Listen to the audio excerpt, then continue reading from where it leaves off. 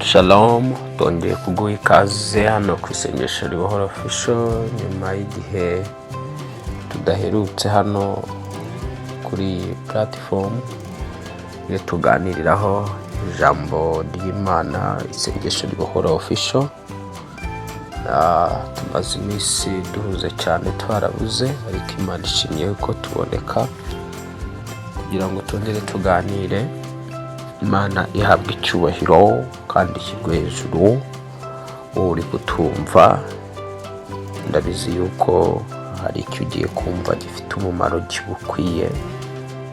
Reka tuguhe ikaze rero, nawe ubashe guha ikaze abandi bakunzi bawe cyangwa inshuti zawe wifuza ko zahemburwa n'ijambo ry'Imana.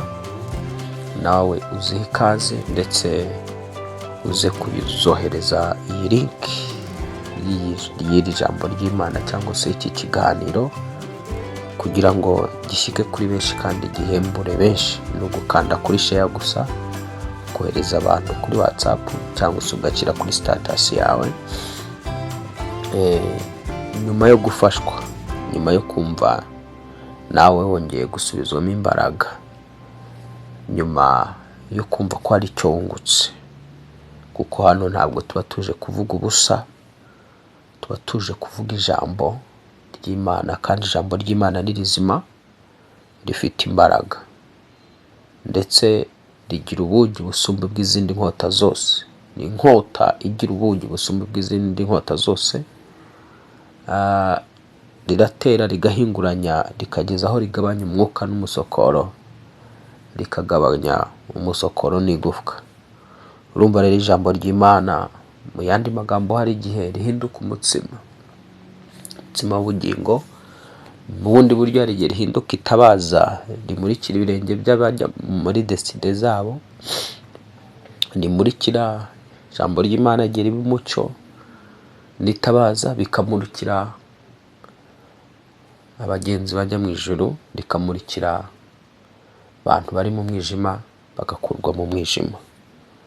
Icyo ribuze kukubera rero mu buzima bwawe, ushobora kuza kunyumva rigahita rikubera umucyo w'imibereho yawe urimo uracamo, rigahita rikubera itabaza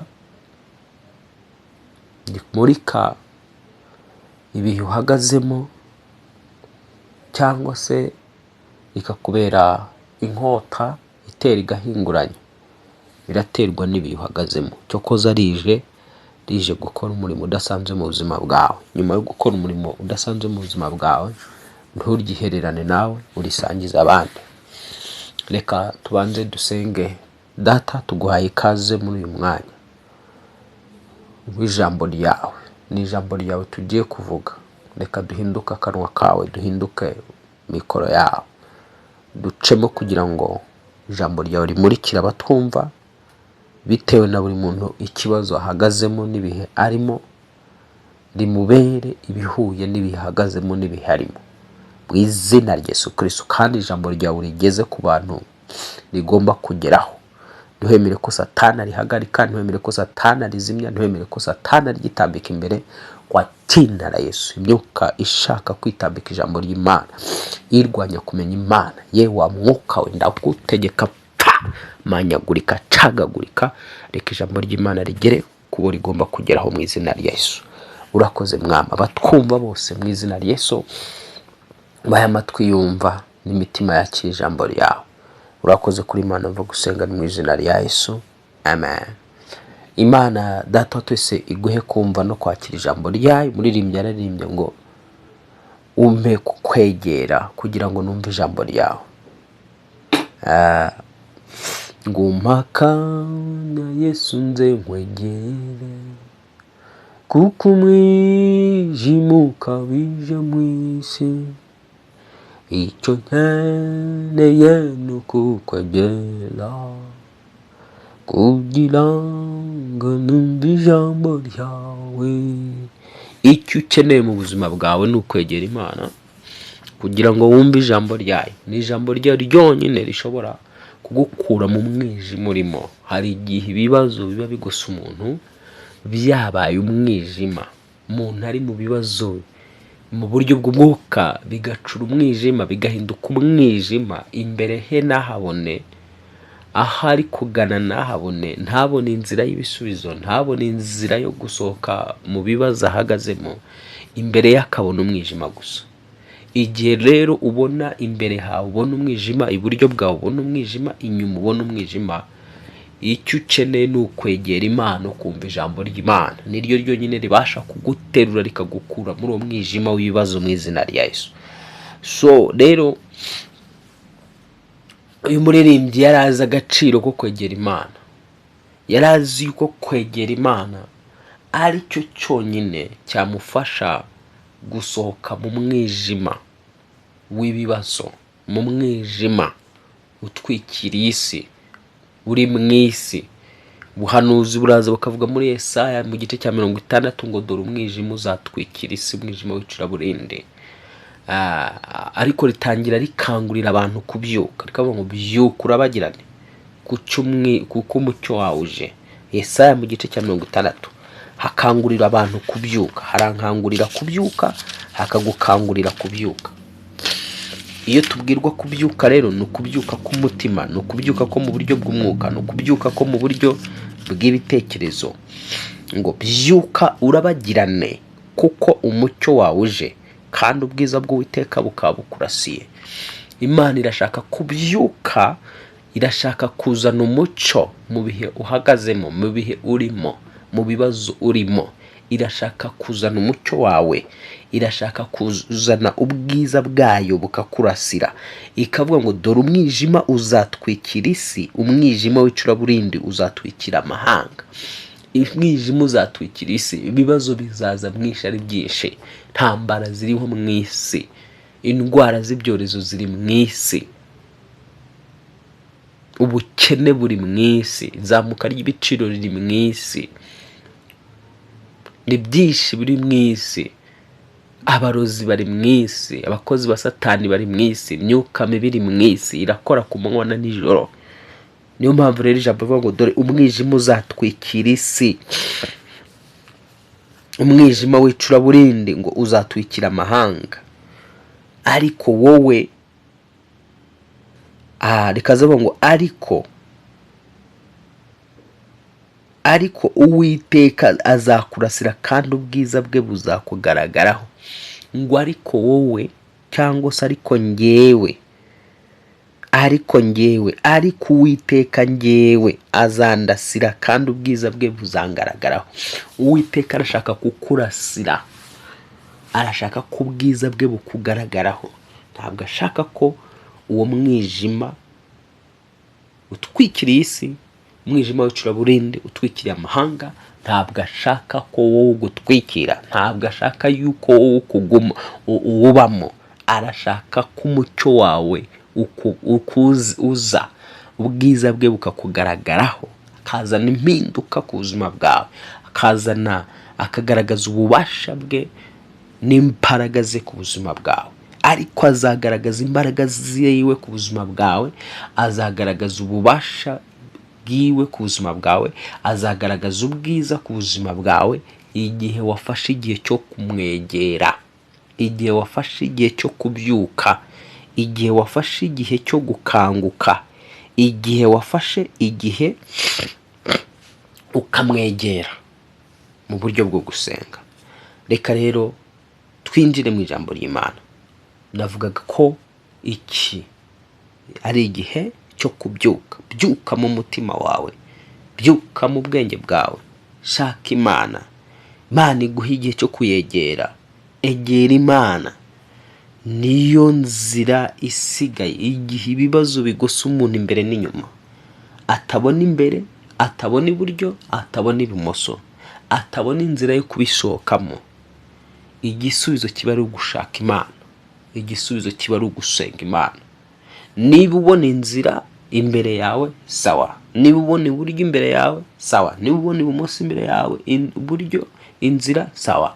Ariko igihe umwana w'umuntu atabona inzira yo gusohoka mu bibazo arimo, igihe aba atari kubona support iyo ari yo yose, igisubizo kiba ari ugushaka Imana, ukegera Imana, kugira ngo igusohore muri umwijima. Rero ijambo nzanye uyu munsi ni ukuhaguruka ukarwanirira destiny yawe, ukarwanirira ubuzima bwawe, ukarwanirira imibereho yawe. Mu isi Imana ishaka ko turwana. Niyo mpamvu umuririmbyi ari indirimbo aririmba ngo murwanyi we cyo mwirana we ansubiza yitonza ati dore urugamba ruzashira guma mu ntambara. Uri umurwanyi ugira ubwoba bwo kurwana hari ahantu adashobora kugera, hari ahantu adashobora kwinjira. Kugira ngo ugire aho winjira ari n'ubwami bw'Imana, kugira ngo ubwinjiremo bisaba kurwana. Yesu yarabivuze neza, aravuga ngo dore ubwami bw'Imana buratwaranirwa uhereye mu gihe cya Yohana. Aravuga ngo intwarane zibugishamwo imbaraga. Ubwami bw'Imana buratwaranirwa uhereye mu gihe cya Yohana. Yavuze yuko bugira gute? Intugishamwo imbaraga. Nimbara imbaraga z'umutima, uhagurukire kurwanirira destiny yawe, uhagurukire kurwanirira imbere hawe, hagurukira kurwanira intambwe zawe, hagurukira kurwanira agakiza kawe, kuko Satani ashaka kukuzimya. Ntabwo ashaka ko uguma muri ako gakiza, ntabwo ashaka ko uguma kuba mu buzima bwubaha Imana, bwumvira Imana. Ashaka kukuvana muri uwo muyoboro, ashaka kuguca intege, ashaka kuvana mu byizerwa, ashaka kukuganisha ku zindi mana zitazwi ari byo bigirwamana. Ntabwo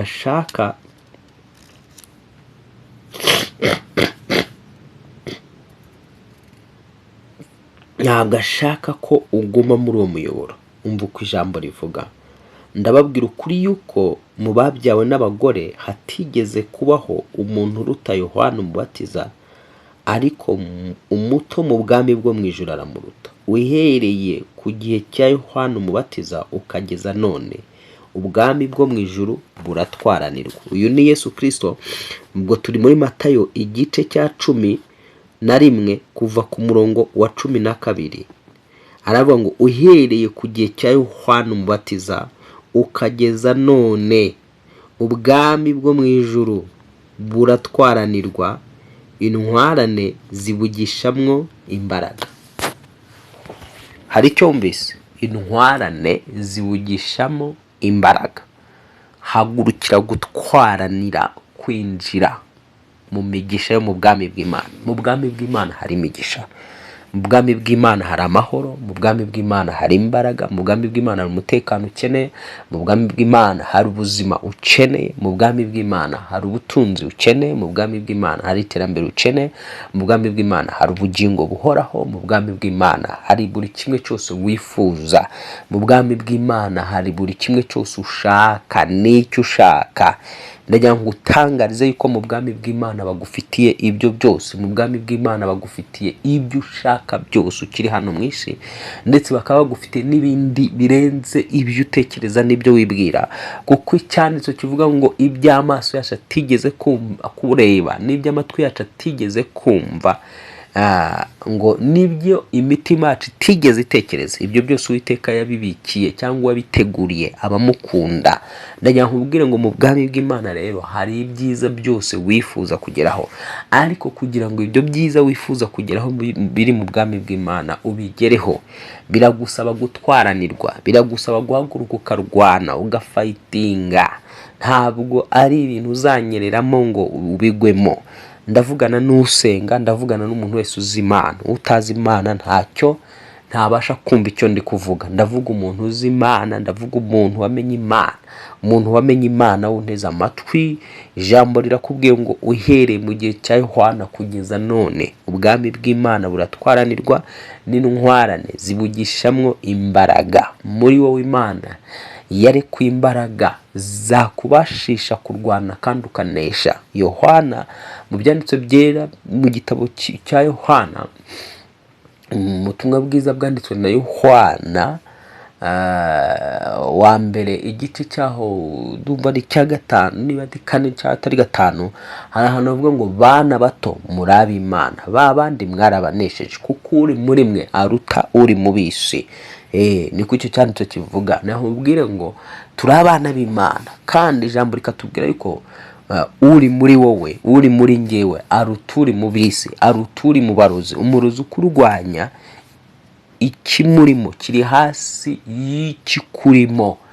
Umwami Yesu kurimo arusha amaboko Satani uri mu barozi, arusha amaboko imizimu iri mu barozi, arusha amaboko abapfumu bakorana n'iyo myuka. Niyo mpamvu ijambo rikubwira ngo bana bato muri ab'Imana, babandi mwarabanesheje. Impamvu Imana itwita abana bato nuko nyine Yesu Kristo niwe mukuru kuri twe, twebwe tukaba abana bato imbere y'umwami Yesu. So nshuti mukundwa muri Kristo Yesu, ampara imbaraga urwanirire destination yawe. Reka nkubwire, witinya kurwana. Igihe cyose uzatinya kurwanira destination yawe mu mwuka, ndagira nkubwire yuko mu mwuka abadayimoni n'abarozi bazayigarurira. Nutinya kurwanirira ejo hawe, ugatinya kurwanirira ubuzima bwawe, ugatinya kurwanirira imibereho yawe, Satani n'abarozi bazigarurira ubuzima bwawe, bazigarurira imibereho yawe. Uzabaho mu buretwa bw'abadayimoni kandi utakagombye kuba mu buretwa bw'abadayimoni. Uzaba munsi y'uburetwa bw'imbaraga z'umwijima utakagombye kuba munsi y'imbaraga z'umwijima, biciye mu myuka mibi y'abarozi. Hari abandi birukankira mu bintu byo kuroga nabo. Umuntu bamuroga, buriyo niba wararozwe ukirukankira mu bapfumu kwivuza, wewe ni mushirikina. Kuna mushirikina na mchawi. Mchawi ni yule ambaye anayeroga. Hari umurozi nyine n'uroga. Mushirikina ni umuntu nyine uba watangiye kwifatanya n'imyuka y'abarozi, cyangwa se no yatangiye kwifatanya n'abaroga. Mushirikina, umva, mushirikina mu Giswahili babita mushirikina. Nuba mushirikina, mushiriki ni umuntu ugiye kwifatanya cyangwa kwihuza. Nuvuga ngo rero sasa umuntu ujya mu bapfumu buriya niwe twita mushirikina. Yatangiye kwifatanya, kwihuza n'abarozi.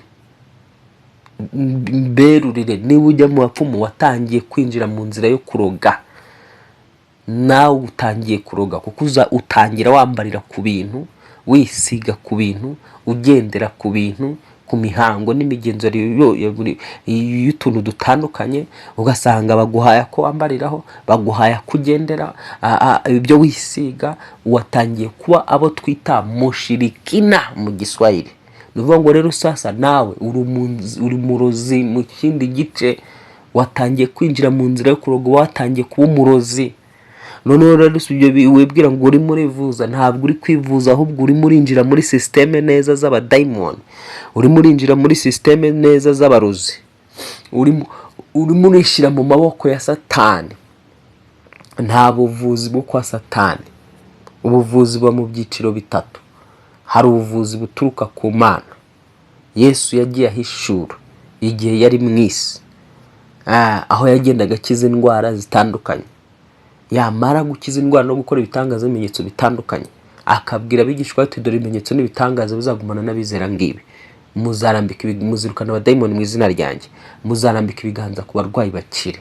Ubwo n'ubuvuzi buzanwa n'umwuka wera, buturuka ku Mana. Umwuka wera agakiza abantu biciye mu gusenga cyangwa mu mpano zitandukanye umwuka wera yarekuriye muri twebwe, cyangwa se yarekuriye mu bizera.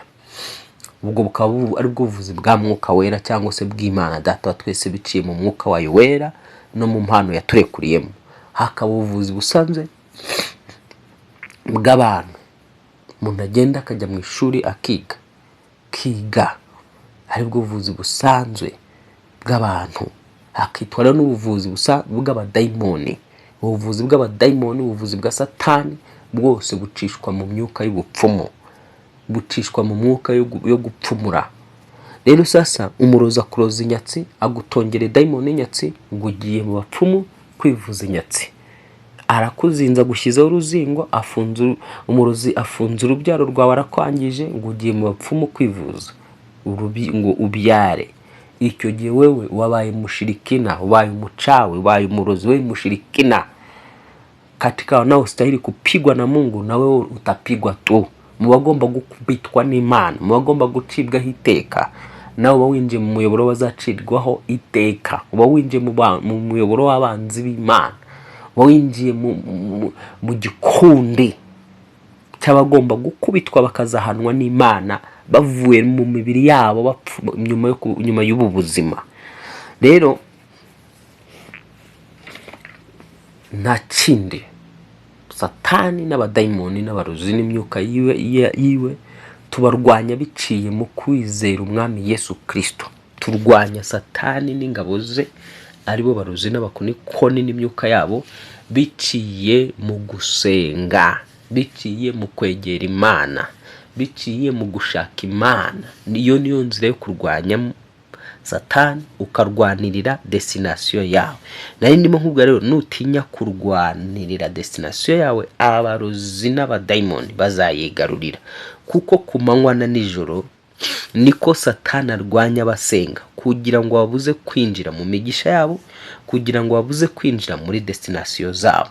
Ibyo tubibona mu Batesalonike. Urwandiko Paulo yandikiye Abatesalonike mu gice cyaho cya 2 n'umurongo waho wa 18.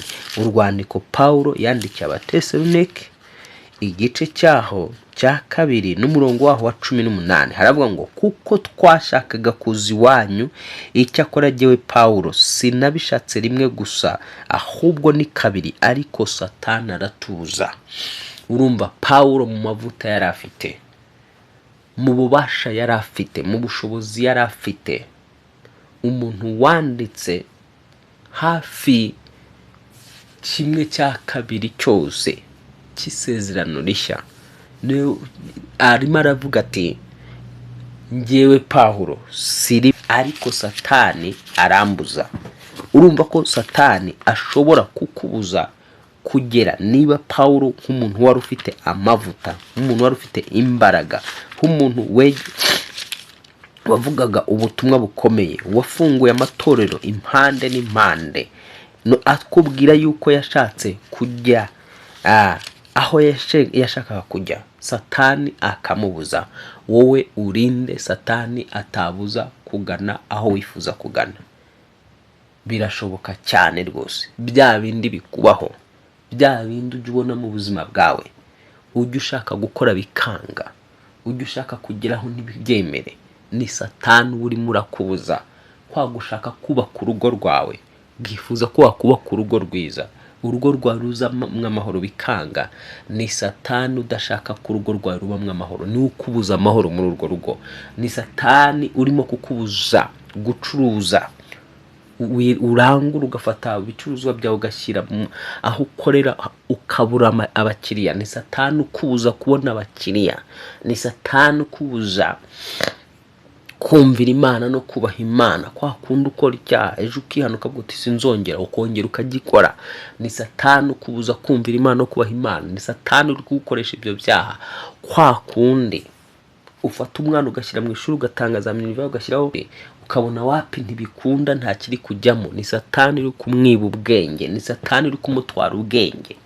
Kwa kundi nawe ubizi upanga gusenga bikakunanira, ni Satani ukubuza gusenga, ni badayimoni bakubuza gusenga. Kwa kundi umufiansa aza kugufiansa, ugasanga agiye ntacyo mupfuye, ni Satani umutwara, ushaka kugira ngo aguheze mu busiribateri. Kwa kundi za ndwara ubona zikushambulia, yani mashambulizi ya magonjwa. Kuna watu ambao mnaoshambuliwa na magonjwa ya mara kwa mara. Hari abantu murwara indwara za buri kanya zidacika, indwara zigenda zisimburana n'izindi. uwo ni Satani uri guteza ibyo bibazo udashaka ko ugira amagara meza. Noneho rero sasa ntatangira nkubwira ngo nudahagurukira kurwanirira destination yawe, Satani n'abadayimoni be bazigarurira destination yawe, bazigarurira umubiri wawe, bazigarurira ubuzima bwawe, uzisanga uri munsi y'ubucakara bw'abadayimoni. Ariko ijambo ry'Imana ridukangurira gusenga, ridukangurira kurwanya Satani, kuko Satani aturwanya aciye mu bakozi be mu buryo bw'umwuka. Reka nongere mbisuremo. Satani arwanya abasenga, arwanya abazi Imana, akarwanya abazi Imana aciye mu bakozi be afite hano mu isi. Noneho sasa abarwanyiriza iki? Abarwanya intego zabo, abarwanya kugera ku ntego zabo bafite hano mu isi. Nivuga ngo za ntego zawe, ya migambi yawe ufite hano mu isi, ndavuga hano mu isi, Satani ntiyakubuza kujya mu bugingo buhoraho, kuko wakiriye Yesu Kristo umwami n'umukiza n'umucunguzi w'ubugingo bwawe. Arabizi wenda ashobora kwifashisha ibyo ucamo n'ibyo unyuramo kugira ngo arebe ko yagutandukanya n'Imana. Ashobora kwifashisha ibyo ucamo n'ibyo unyuramo akagukandamiza, akaguteza ubukene, akaguteza kirize, akaguteza uruvugo n'ibindi, akaguteza igisbega, akaguteza ibintu byose bishoboka, akagutoteza hano mu isi, akakugerageza hano mu isi.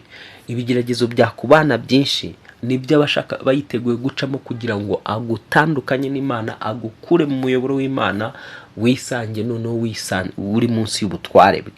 Niyo mpamvu ijambo ritubwira rero guhagurukira kumurwanya. Satani n'abakozi be baba bifuza yuko ibyago n'amakuba, ikimwaro no gukorwa n'isoni, kwikorera amaboko, gusuzugurwa, gupfusha, kwizengurukaho, kugwa mu buryo bwose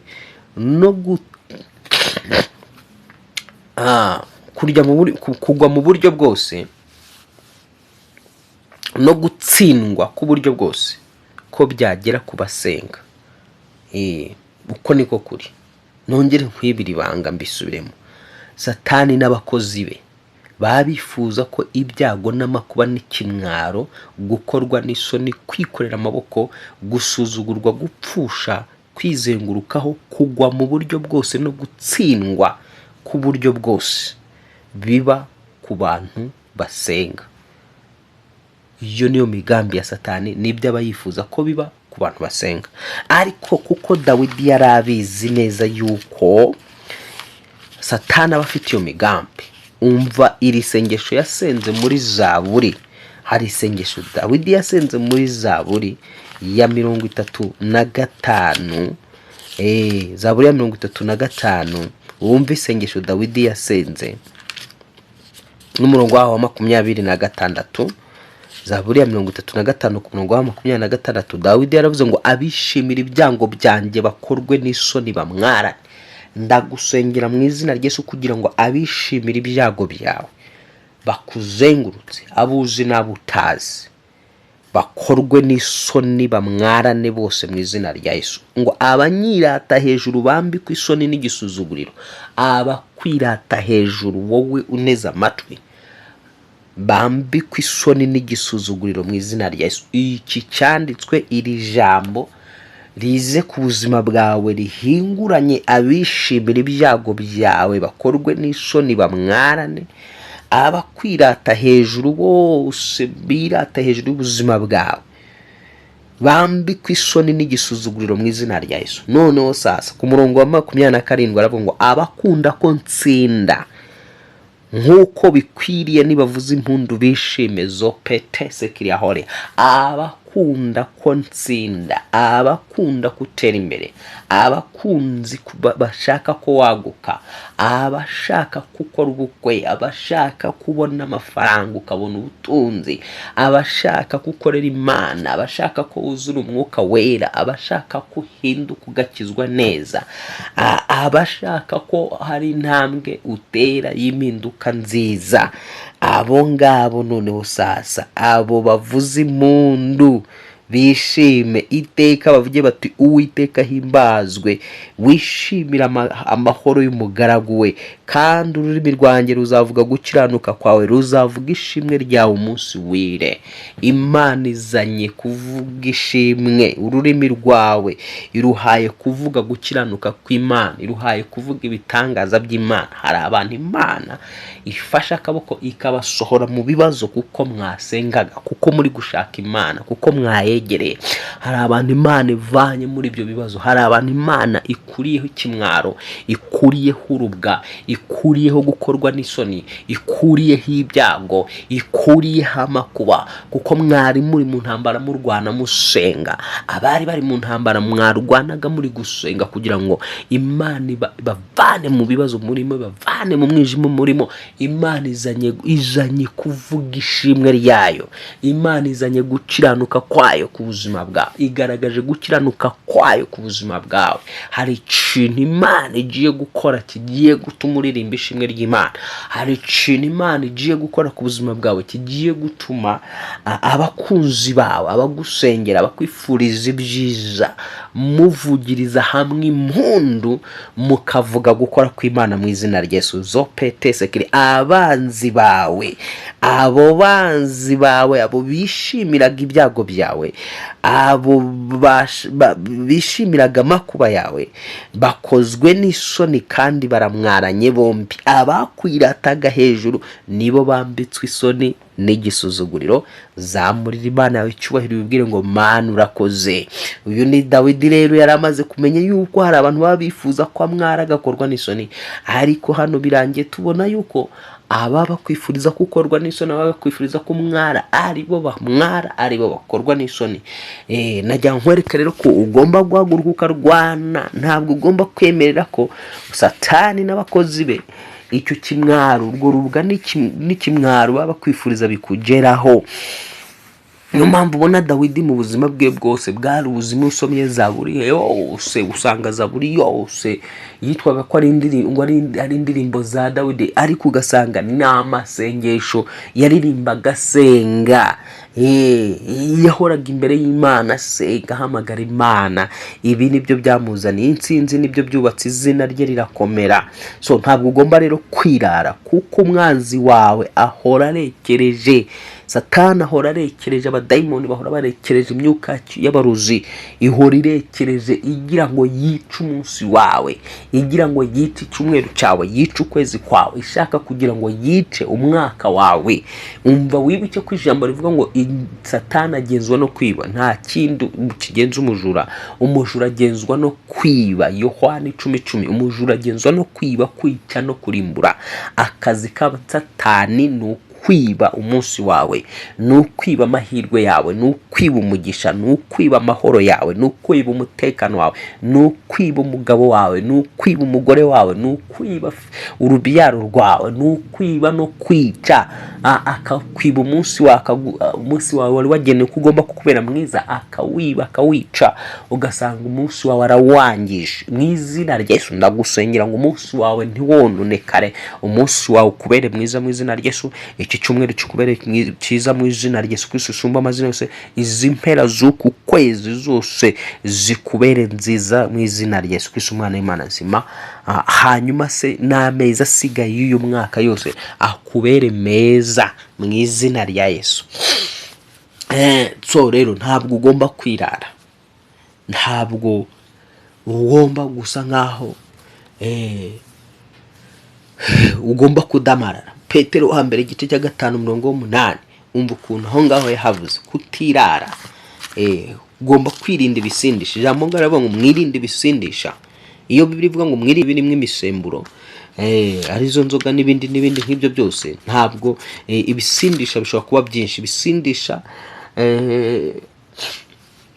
ibyishimo byo mu isi byagusindisha, Satani akagufatirana muri ibyo byishimo. Hari abantu bagiye bagwa mu byishimo, bari kurya bakanywa bagahaga. Umunsi umwe umwami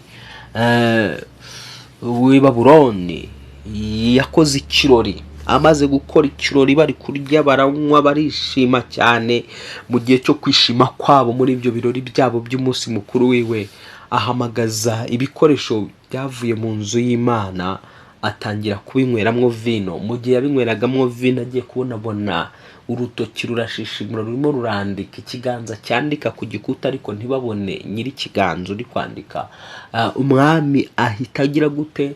Ahagarika umutima, afatwa n'ubwoba bwinshi cyane, yibaza niki kiri kujya imbere. Cya kiganza ibyo cyanditse kimaze kwandika ntibaba bakibona ukundi, ariko inyandiko ziguma ku gikuta. Izo nyandiko zigumye ku gikuta niko umwami yahamagaye abanyabwenge bari bamukikije kugira ngo bamusomere ibyari byanditswe kuri icyo gikuta, byanditswe n'ikiganza atabonye nyiracyo.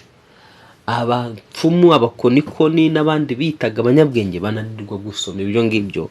Nibwo haje kugaragara Daniel, araza abasomera ibyari byanditswe ku gikuta, avuga ngo handitse men, tekeli na peresi. Bivuga ngo ubwami bwawe washyizwe ku gipimo k'umunzani usanga udakwiye, ubwami bwawe urabwambuwe buhawe abamedi n'abaperesi. Yarazize iki rero? Yarazize navuga umurengwe, yarazize isindwe ryo gusinda ibyishimo. Twebwe abasenga niyo twishimye twishimira mu mwami, twebwe abazi Imana niyo twishimye twishimira mu mwami. Ntabwo twishimira mu mujyo w'umwuka wo mwisi, twishimira mu Mana, twishimira muri Yesu. Niyo mpamvu rero nagaragazaga yuko iyo birivuga ngo mwirinde ibisindisha, ntabwo ibisindisha ari inzoga gusa. Ibyishimo byo mwisi wabisinda kandi ukisanga muri ibyo byishimo Satani bigufatiyemo. Uyu mwami Satani yamufatiye muri ibyo byishimo yararimo, yisanga arengera, akora ibyo atakagombye gukora, arakaza Imana, akora mu jisho ry'Imana. Mu byishimo byose ugomba kugira, irinde gukora mu jisho ry'Imana, irinde ibisindisha. Kuko impamvu yo kwirinda ibyo bisindisha, iri jambo rikubwira yuko umurezi wawe ari we Satani azerera ameze nk'intare ashaka uwaconcomera. 5 Petero wa mbere, ubutumwa bwiza bwanditswe na Petero cyangwa se urwandiko Petero, urwandiko rwa mbere rwanditswe na Petero, igice cya 5 kuva ku murongo waho w'umunani aravuga ngo mwirinde ibisindisha mube maso, kuko umurezi wanyu Satani azerera nk'intare yivuga ashaka uwaconcomera. Satani azerera yivuga nk'intare ashaka uwaconcomera, ashaka guconcomera business y'umuntu, ashaka guconcomera umubiri w'umuntu, amagara y'umuntu, ijisho ry'umuntu, ukuboko k'umuntu, urutoki rw'umuntu, amara y'umuntu n'umubiri wawe. Iyo utabaye maso zimwe mu ngingo zawe Satani yazirya, yaziconcomera. Yaconcomera ikirenge cyawe, yaconcomera akaguru, ntiyabura icyo ahitana. Bigusaba kuba maso, ugasenga, ukirinda ibisindisha. Amaganya yo mu isi yagusindisha neza, amaganya yo mu isi, ibibazo byo mu isi bikagusindisha. Ntabwo abantu basinda inzoga gusa, hari n'igihe basinda amaganya, hari n'igihe basinda ibibazo, hari igihe basinda n'umurengwe, hari n'igihe basinda isindwe. Riratandukanye mwene data. Ijambo rero ngo mube maso, musenge, mube maso, mwirinde ibisindisha, mube maso, kuko umurezi wanyu Satani azerera nk'intare ashaka uwaconcomera. Umurongo 9, mumurwanye mushikamye. Ni akazi kawe ko kurwanya Satani ushikamye. Satani ni ikiremwa Imana yashyiriyeho kuguhunga. Yes, nongere mbisubiremo, Satani ni ikiremwa cyaremewe kuguhunga, ntabwo wowe waremewe kugihunga. Niyo mpamvu bivuga ngo mumurwanye mushikamye. Iyo dusomye rero tukongera tugasoma gutegekwa kwa 2, gutegekwa kwa 2, kadusome icyanditse tubona mu gutegekwa kwa 2. Wumve iki jambo ry'Imana. Ndimo kubwira ngo Satani ni ikiremwa cyashyiriweho kuguhunga. Kuko ahangaho umvise bava murwanye mushikamye mufite kwizera. Ariko Yakobo 4:7 nawe akavuga ngo murwanye Satani azahunga, mwegera Imana izabegera, mugandukira Imana, murwanye Satani azabahunga. Niki jambo bivuga. Yakobo 4:7 avuga ngo mugandukira Imana, murwanye Satani azabahunga. Niyo ngo rero Satani ni ikiremwa cyaremewe kuguhunga. Iyo tuvuga satani rero ujye wumva n'abakozi be aribo barozi. Abarozi baremewe kuguhunga, kuko shebuja bakorera ni ikiremwa cyaremewe kuguhunga. Ufite isezerano ry'uko kigomba kuguhunga ku bubi na bwiza. Nuhagurukira kukirwanya kiraguhunga. Ariko uzakirwanya gute? Ubanza kugandukira Imana. Kurwanya satani neza, kumurwanya kugira ngo umuneshe, bisaba kugira ngo ugandukire Imana. Bisobanura kubaha Imana, kumvira Imana, kugendera mu by'Imana ishaka. Rero nurwanya satani utubaha Imana, nurwanya satani utumvira Imana, ntazigera guhunga. Ariko niwumvira Imana ukagandukira Imana, azaguhunga. Nugandukira Imana ukubaha Imana, abarozi bazaguhunga, abana b'umwijima bazaguhunga, abakozi ba satani bazaguhunga. Urwana nabi, banza ugandukira Imana. Numara kugandukira Imana, noneho sasa urwanye satani. Isezerano nuko agomba kugira gute? Kuguhunga. So Imana ishaka rero kurwana, ugahindura ibikuzengurutse, ugahindura iyo situation uhagaze mukayihindura yiteguye. Urarwana gute? Urarwana ugandukira Imana, urarwana usenga Imana, ushaka amaso y'Imana. Muri uko kurwana rero uraza kubona ukuboko kw'Imana, uraza kubona kubaho kw'Imana, uraza kubona ibitangaza by'Imana.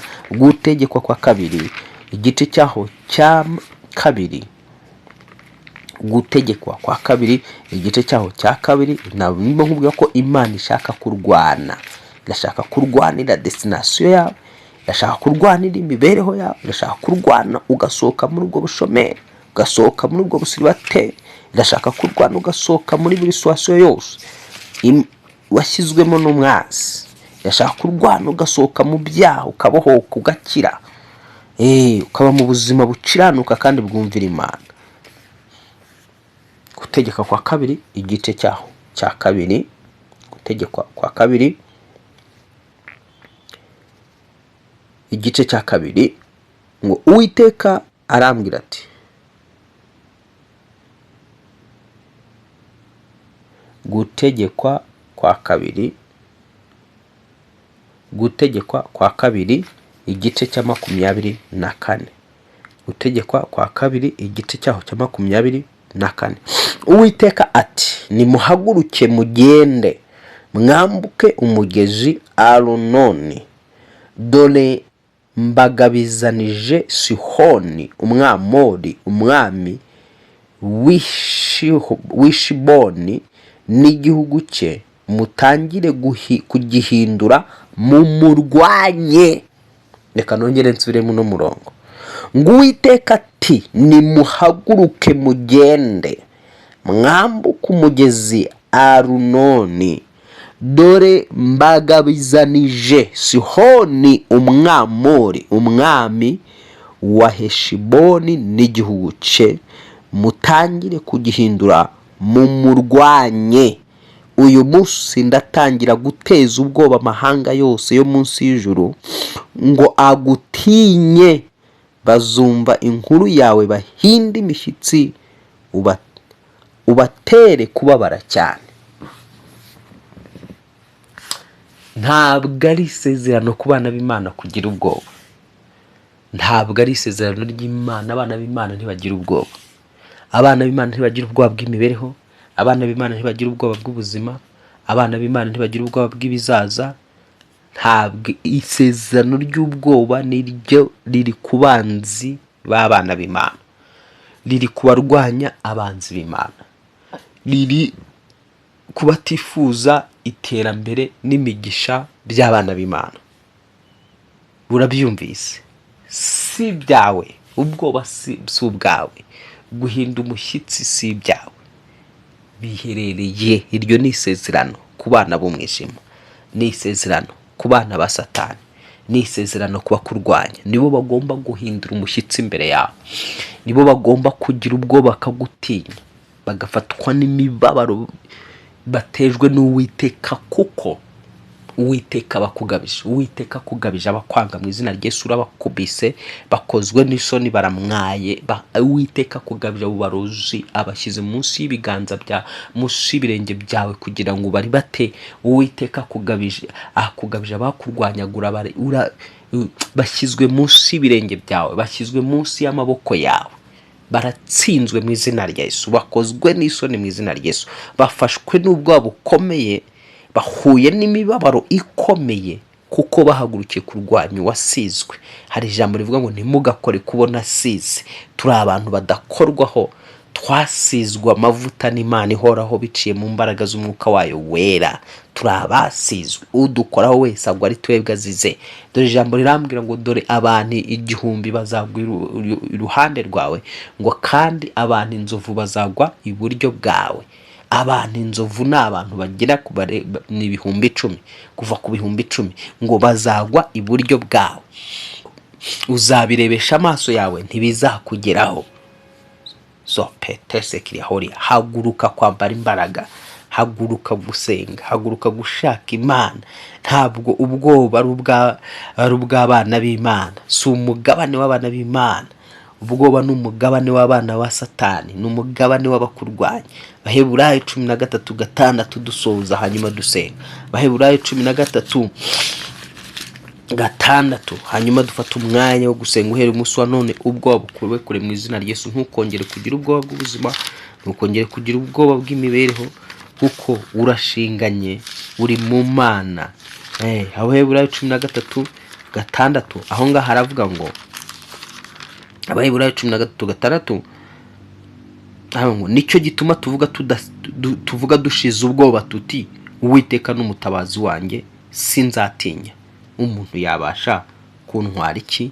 Uwiteka n'umutabazi wawe, Uwiteka n'umutabazi wawe w'imibereho yawe, n'umutabazi wawe w'ubuzima bwawe bwa hano mu isi, n'umutabazi wawe w'imibereho yawe ya hano mu isi, n'umutabazi wawe w'ubugingo bwawe nyuma yo kuva hano mu isi, ubuzima bwo mu isi burangije.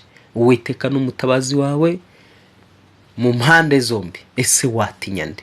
Ese umuntu yagutwara iki? Umurozi yagutwara iki? Umupfumu yagutwara iki? Umwana wa Satani yagutwara iki? Si umugabane wawe rero kugira ubwoba. Tinyuka mu izina rya Yesu, winjire mu ntambara.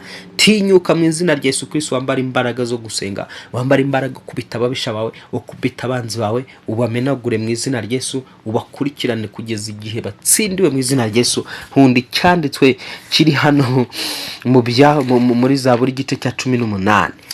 Hari cyanditswe kivuga ngo narabakurikiye ndabarimbagura. Aho ni Dawidi avuga ku banzi, bavuga ku babisha be. Avuga ku babisha be, aravuga ngo nirukanye ababisha banjye mbageraho, sinagaruka batarimbutse. Narabamenaguye ntibabasha kubyuka. Kuko wankenyeje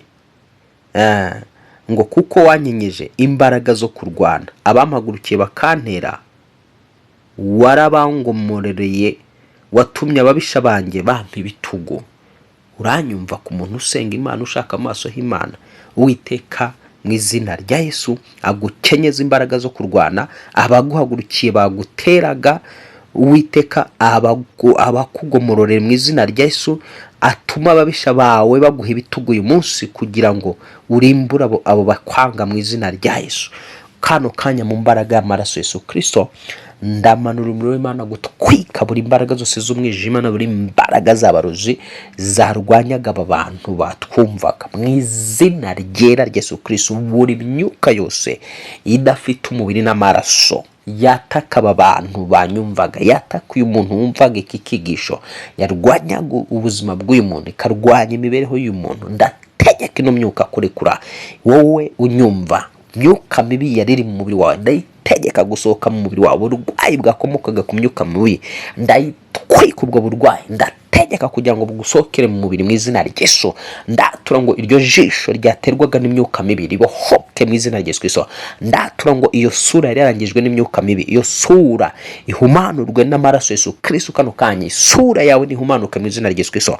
Ndategeka kugira ngo imbaraga zose z'umwijima zakurwanyaga, ubwo burwayi bwo mu nda bwaterwaga n'imyuka mibi, ndategeka izo ndwara zo mu nda zikuvemo mu izina rya Yesu. Iyo nda yawe igira amahoro, ayo mara abohoke mu izina rya Yesu. Ndategeka iyo myuka iri mu bitugu byawe gusohoka mu bitugu tasakara ya horiya, ibyo bitugu byawe bibohoke mu izina rya Yesu. Ntegetse iyo myuka kukurekura, ntegetse abadayimoni kukuvaho mu izina rya Yesu. Nkwaturira amahoro ya Kristo ku mubiri wawe, umubiri wawe ukire, umubiri wawe ubohoke mu izina rya Yesu.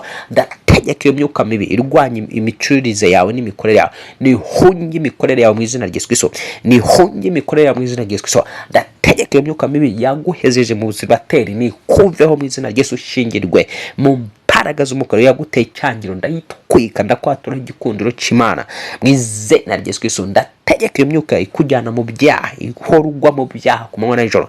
Iyo myuka busambanyi kuri mi gusokemo mu izina rya Yesu. Mwuka w'ubusinzi gusokemo mu izina rya Yesu. Mbaraga z'abadayimoni zigutera kwihebesha, kukwiheba, myuka mibi ihora igutera ubwoba, tegeka kukuvamo mu izina rya Yesu. Ambara imbaraga z'Imana iguca intege gucogoza, ndayita kubohoka, acira kubohoka kano kanya, acira igisubizo cy'Imana mu izina rya Yesu, acira igisubizo cy'Imana mu izina rya Yesu. Imbaraga zose zakurwanyaga ndazitegetse kuguhunga mu izina rya Yesu. Bitero by'abarozi wagabwagaho, itero by'abarozi, katika gitero cya krize, gitero cy'uburwayi, gitero cy'ikimwano n'igisuzuguriro, gitero cyo kuvugwa nabi no kugusebya, ndabifunga mu izina rya Yesu. Ndatura ngo uhabwe amahoro ya Kristo, uhabwe umutekano mu Mana, ni mu izina ry'uwambwe gapfa kazuka dusabye twizeye, amen, amen. Habwa umugisha n'Imana, Imana dukorera muri Yesu Kristo ikubohore byiteka. Ambara imbaraga, winjire muri gakondo yawe, urwanirire destination yawe, ubwoba bukube kure mu izina rya Yesu usumba amasina yose, amen. Wari kumwe nanjye Pastor Justus, mugirirwe neza n'Imana. Shalom, shalom.